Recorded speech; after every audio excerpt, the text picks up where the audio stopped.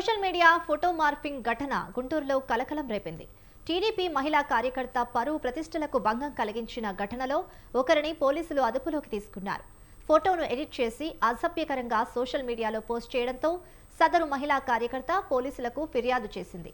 రంగంలోకి దిగిన పోలీసులు నిందితుడు షేక్ సయ్యద్ను అరెస్టు చేశారు. పిఎస్కు తరలించి విచారించారు.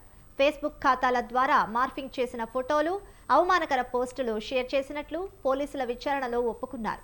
అనంతరం నిందితుడిని అరెస్టు చేసి కోర్టులో హాజరుపరచగా న్యాయమూర్తి 14 రోజుల రిమాండ్ విధించినట్లు సిఐ నాయబ్ రసూల్ తెలిపారు.